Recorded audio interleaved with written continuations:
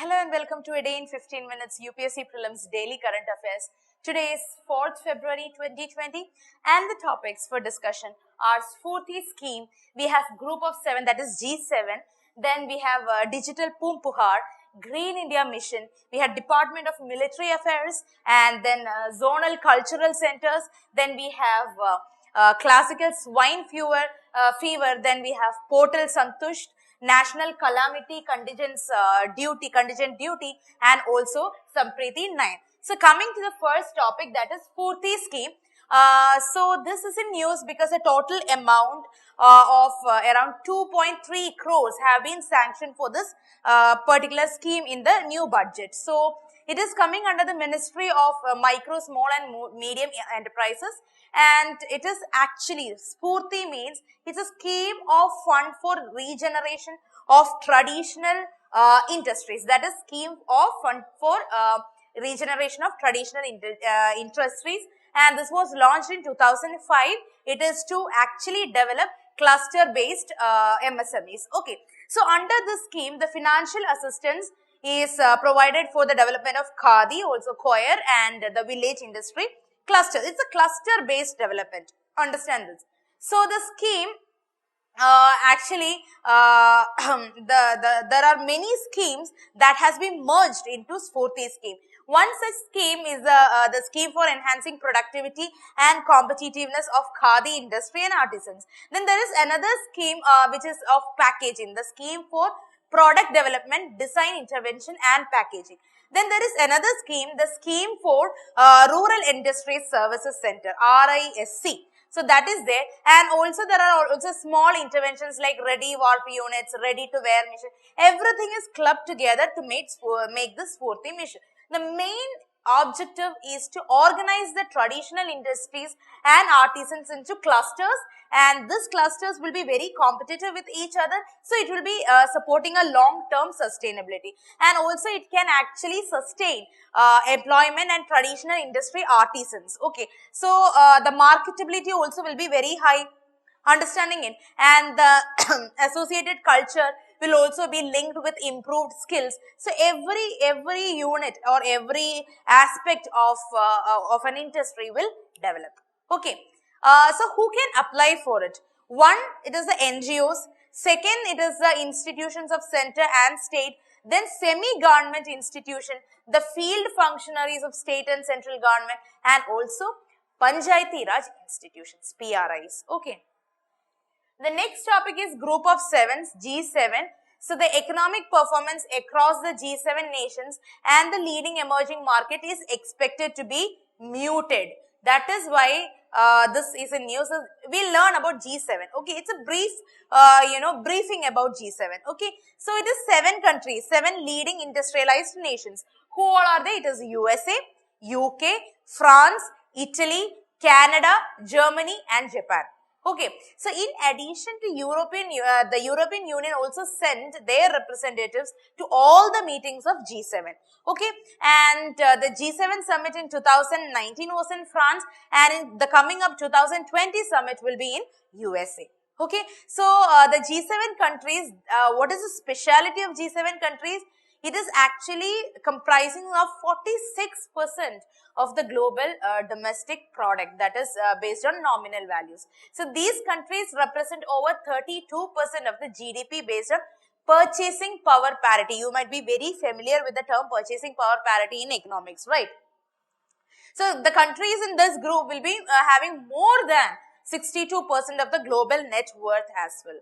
Okay, so what is their aim? The main aim is to, see itself as a community of values that stand for peace and security. And also they have to they plan to develop all the aspects of life all around the world. Okay, so in March 2014, this is an additional information. In March 2014, the G7 decided that when Russia annexed illegally the Crimea part, so they will be, there won't be any G8 because they were planning to induct Russia as well. Since then, the meeting was contained in the G7 format itself. Okay. The next topic is digital Pumpuhar. So the scientists is going to digitize or recreate the Tamil Nadu port city, and it was actually completely destroyed, so they are going to rejuvenate it. The Chola dynasty is famous for the Poompuhar port. So they built this port city, Poompuhar, in Tamil Nadu, and it was very prominent in the maritime history of India, and they vanished around 1000 years ago. So they will be digitally reconstructed. Okay, so this has been carried out by Department of Science and Technology, and the reconstruction of Poompuhar is a part of India's digital heritage project. Okay, so the study will be involving underwater surveys will be there, photography will be there, and they will be remotely operated vehicles, seabed drilling will happen, remote sensing based on this geophysical, geodynamic studies will happen. So that will bring out more information about the port that has been lost. So it also involves the visualization of the the things that has happened 20,000 years, like the land subsidence or the sea level rise or whatever, the floods, tsunamis, cyclones, whatever happened in the region, they will get evidence about that as well. Okay, so they will be digitally reconstructing the history. Remember that. The next topic is Green India Mission.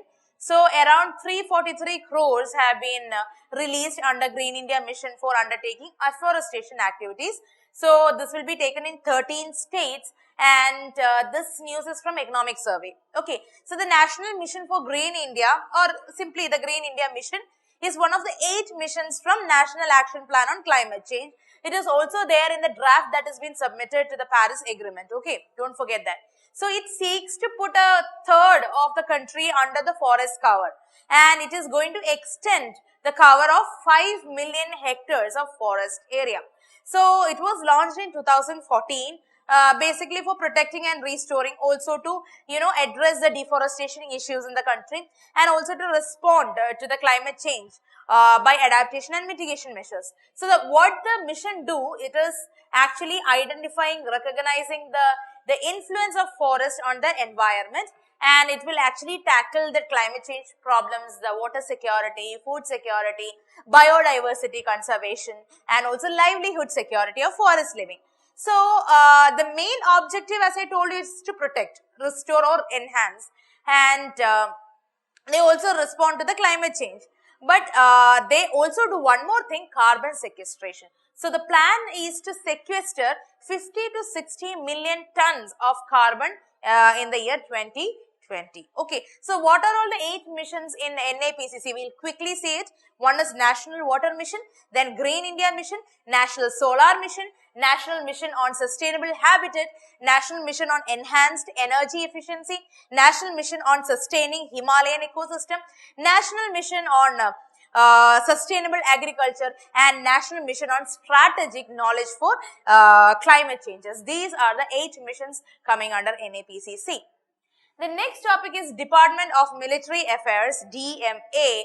So this particular department was created to facilitate the utilization of the resources, and also promoting this the unity among the 3 services. So the Chief of Defence Staff, he acts as a secretary to the Department of Military Affairs. So there is a schedule, second schedule to the Government of India's rules 1961, which says that the armed forces, they are actually there are some subject that has been allocated to the Department of Military Affairs, like the armed forces. The armed forces contains Army, Navy and Air Force.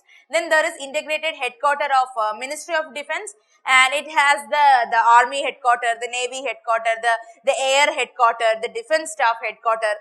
Okay, and the another thing inducted is the Territorial Army. Then also all the work related to the armed forces is added to the Department of Military Affairs.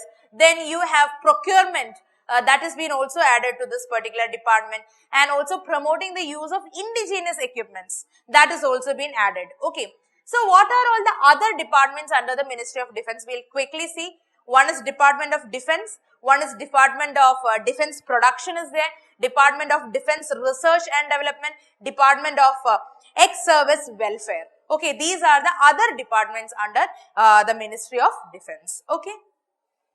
The next topic is zonal cultural centers. So the government of India has set up 7 zonal cultural center in order to actually protect the culture, the folk, the traditional art, the culture that is throughout the country. So the Ministry of Culture is going to do this, and they will be actually conserving the intangible cultural heritage of the country, which includes all the traditional art or the folk art, the tribal art, everything, and they will be concerned with the organization who is doing it and also the schemes. Okay, so the government of India has set up 7 zonal cultural centers. I have already told you this. We will learn the names with their headquarters. One is in Patiala, then Nagpur, Udaipur, Prayagraj is there, Kolkata, Dimapur and Tanjore. Okay, do not forget Patiala, Nagpur, Udaipur, Prayagraj, Kolkata, Dimapur and Tanjore. Okay, so these zonal cultural councils will organize various cultural activities, programs. They will be doing it on a regular basis, and they will also get grant and aid also. Okay, so there are many schemes consolidated under it or made under it, like the Young Talents Art, Guru Shiksha Parampara, Theatre Rejuvenation, Research and Documentation, Shilpagram, Octave, then Natural Cultural Exchange Program. So these are all being implemented by ZCC.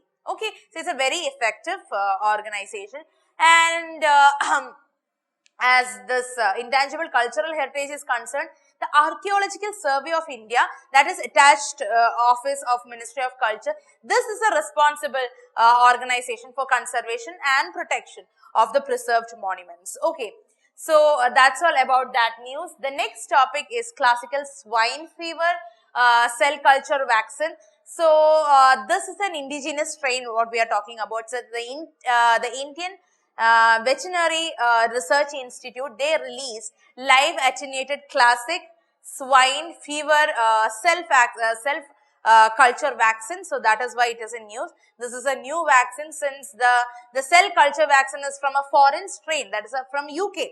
IVRA has further developed a new cell culture vaccine by attenuating an indigenous virulent of this particular virus. So the vaccine virus have a very high titer and lakhs of doses can be produced very easily in the cell culture. So the new vaccine will nip the spread of the virus at the animal stage, and it is ready for release and commercial production also.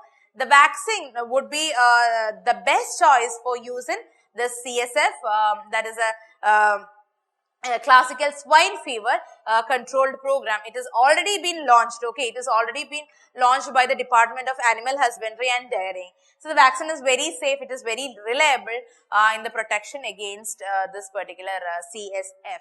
Okay. Now we have some current affairs capsule newses. We'll quickly go through it. One is Portal Santusht. So it is an implementation of monitoring cell that has been launched by Ministry of Labour and Employment. The main function is to address the speedy redressal of the grievances of the workers and also the employers. So they monitor the services that are being provided by health insurance and EPFOs also. The next topic is National Calamity Contingent Duty. So it is basically a tax, contingent duty. It's a tax on pan masalas, cigarettes, cellular phones and other and tobacco products. So this will be introduced under the Finance Act of 2001. Okay. Next is Sampriti Nayan, that you already know, because every year you get this in news. So the 9th edition of the Indo-Bangladesh Joint Military Exercise, Sampriti Nayan, it will be going on in Umroi in Meghalaya. That starts from 3rd Feb. It's already started. So the main focus of this edition is of the 14 days joint exercise. It will be mainly COINOPS. COINOPS is counter operations of insurgencies and terrorism in the mountainous and the jungle terrains. Okay. So that's all for today, guys. I hope you enjoyed the session. If you have any queries or any suggestions, please let me know in the comment section, and I'll act accordingly. So thank you so much and good night. Like, share and subscribe to our channel for more videos. Follow our website neoiasgap.com for the detailed content and monthly prelims digest. Also join our current affairs exclusive test series through the website. And finally, participate in the daily current affairs prelims infotainment quiz at our Telegram channel, that is Neo IAS Prelims, at 9:30 p.m. every day. Thank you.